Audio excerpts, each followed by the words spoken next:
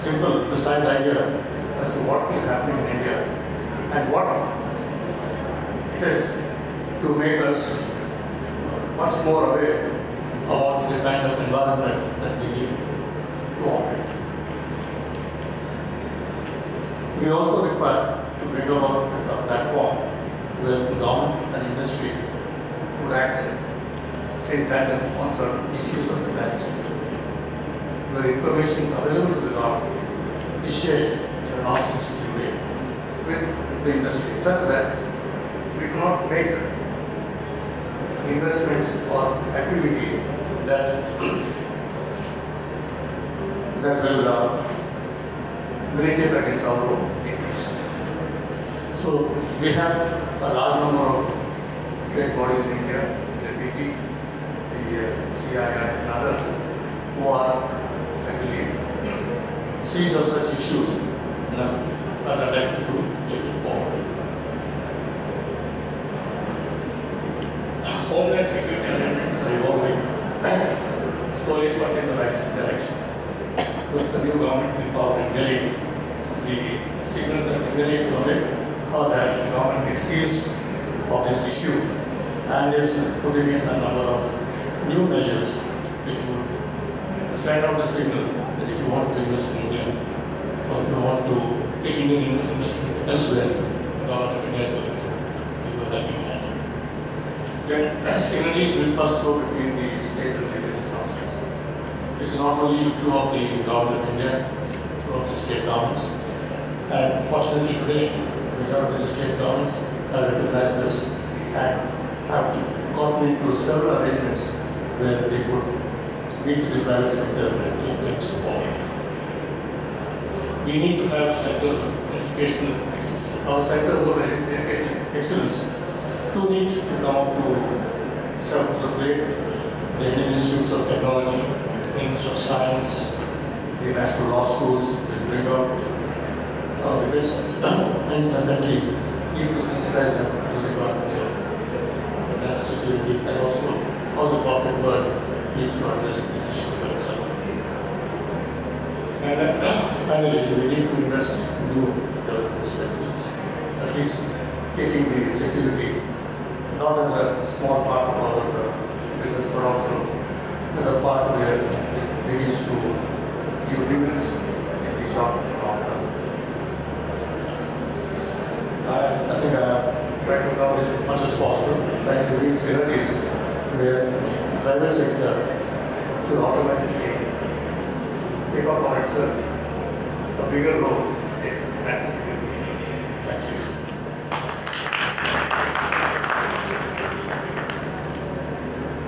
Thank you, Mr. Nirtikar, for providing information of immense relevance. And now the last speaker of the session as well as the day, following which we will have a question and answer segment. I now invite Professor M.T. Nalavan, UNESCO Peace Chair and Director, Department of Geopolitics and International Relations, Manipal University, India. Professor Nalavan. Thank you very much, and I'd like to thank Mr. Kalamji for having invited me here at the World Trade Center. I find that we have a slightly bigger audience than is usual for discussions on security. And why I say that is I've addressed numerous audiences on security, and I find the audiences are usually much thinner than they are now. For the simple reason that, as our speakers have pointed out, security is always seen as someone else's problem. My security is not seen as my problem. It's seen as someone else's problem. And that someone else is always the government. Now, we all know as citizens that the government is not always the most competent of institutions in the country. And there's no absolute guarantee of success when it's left entirely in the hands of government. But despite that, our belief is that this very important issue of security really is in someone else's domain and we need not pay much attention to it. Now, I mean, we have had that, whether it's health, whether it is your family life, whether it's a social life, whether it's your entertainment. I think all of us are a lot more attentive to that and a lot more keen on taking control of that than we are of security. when the core point is, as our speakers have brought out, that unless each of us is involved in security, and each of us, 1.26 or 1.28 billion citizens, is involved in the security of each of us as a country, our security will not reach the level at which we reach. Whether it is terrorism, whether it's extremism, whether it's other threats to security, an alert population, an alert citizenry is the first line of defense, and usually it need be the only line of defense. Now, when you have a, let's say for example, a virus infection, now if you have a reasonably good immune system, the infection is blocked at the point of entry itself. So you don't really even suffer symptoms. So a very alert citizenry which is steeped in a culture of security, steeped in knowledge of what needs to be done on security issues, is actually like a very strong immune system. And this is an immune system which, quite frankly, we have not really cared to build over the decades in this country. Hence the very low level of public importance given to discussions on security and the whole subject of security. It's seen as a very niche subject for a few niche specialists to speak on a few moments about it, but that's about all. Now, we had our distinguished panelist, Mr. Rajan, I believe, speak on this whole question of Asia. And I think that's very important because the subject is basically empowering the global economy through Asia. And I think he did say something about the Asian century and the Asian period. But the small problem that we have in Asia is that in Asia, we really never think of an Asia. You know, you have Central Asia, you've got West Asia, you've got East Asia, you've got Southeast Asia, you've got a huge chunk of territory in what is Russia, which I'm not sure the Russians will agree is Asia at all. But it is half the Asian continent in terms of area.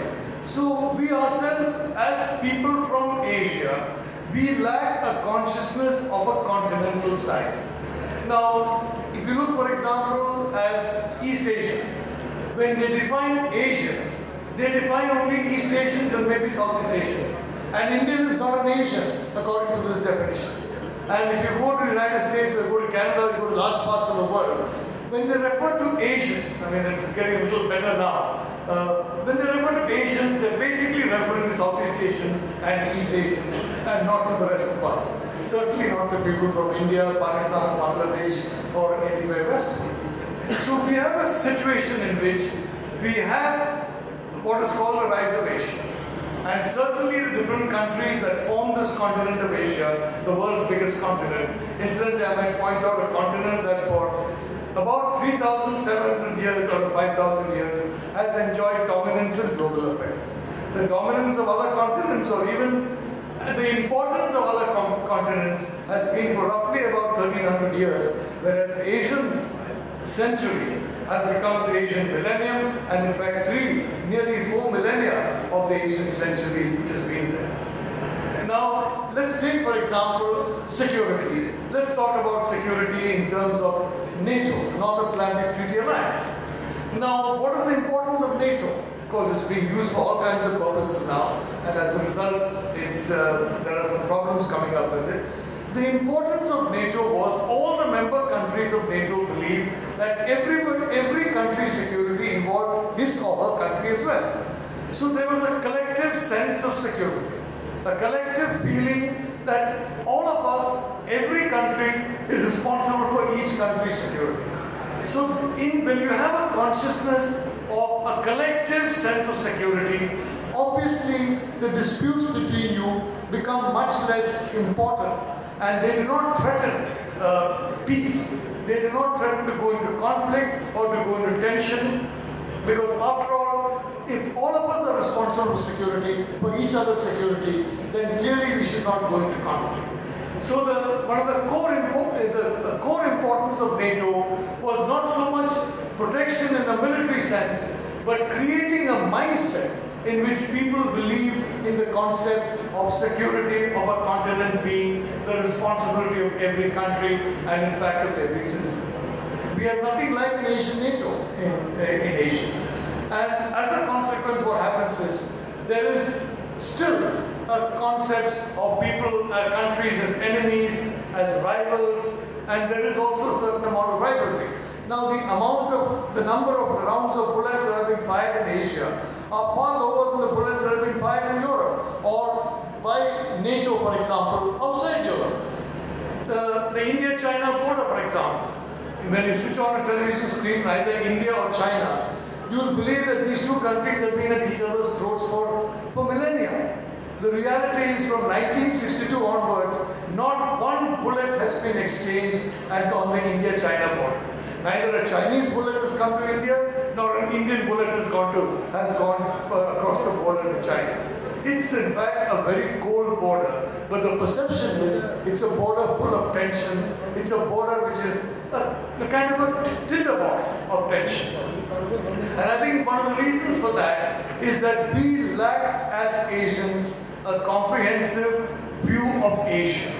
We lack as Asians a belief in the collective security of Asia as being in the collective contribution of all of us, the way Europe, for example, has after the horrible example of the world wars and the other conflicts and that Europe has been involved in. So whether it's a business entity, whether it's something, an economic community, whether it's a strategic community, whether it is a military alliance, till today, we really don't have a pan-Asian structure.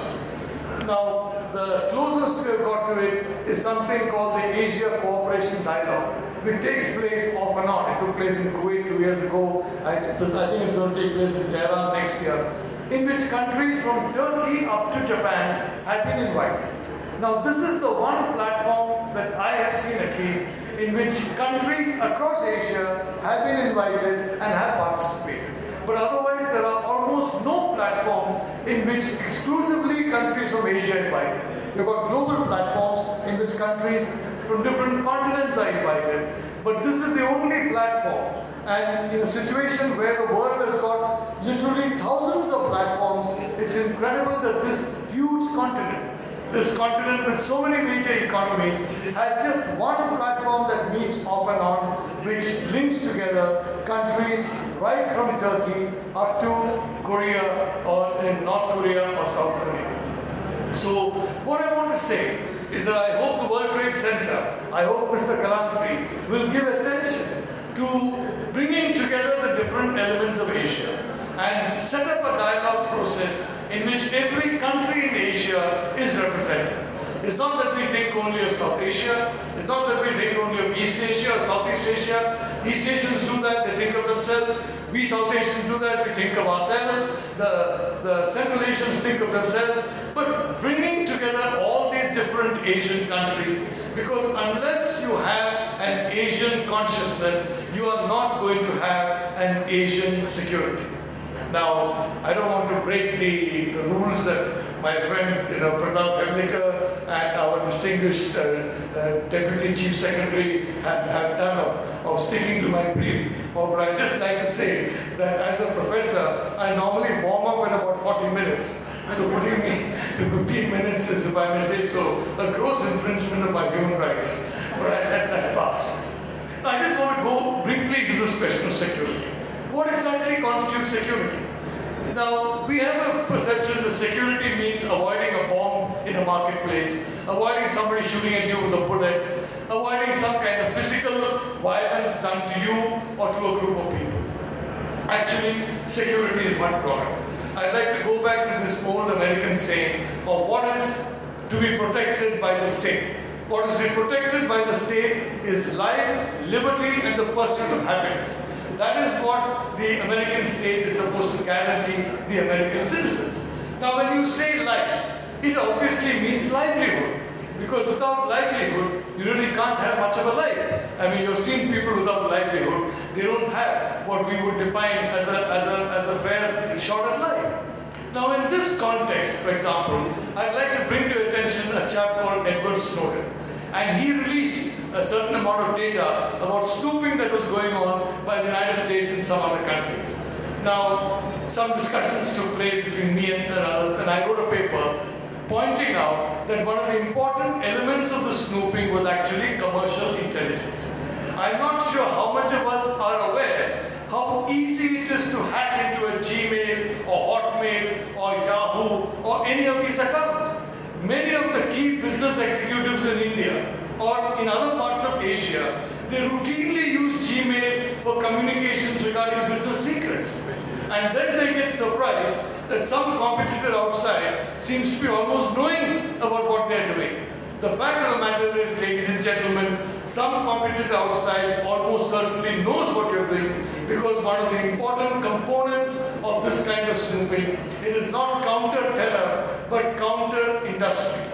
In other words, this snooping, there's a very strong industrial and business element to this kind of snooping. And this is because we ourselves are so careless about using platforms that can be accessed from outside or can be accessed from rivals in very sensitive business communications with each other. It happens in government also.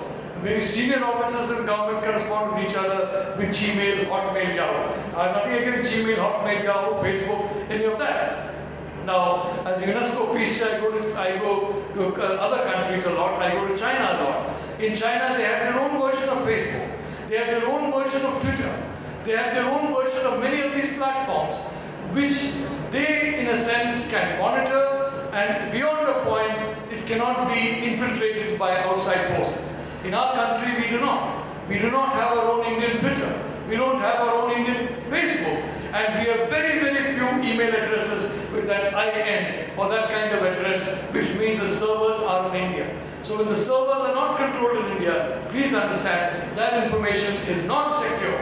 And the right to life, that is the right to livelihood, can be seriously compromised. So again, security is not just somebody shooting a bullet at you. Some security is also somebody accessing information that can be used to compete against your company or compete against you as an individual, and therefore deprive you of a part or whole of the livelihood. Now, I come to the point about liberty, and I come to the point about freedom. Now,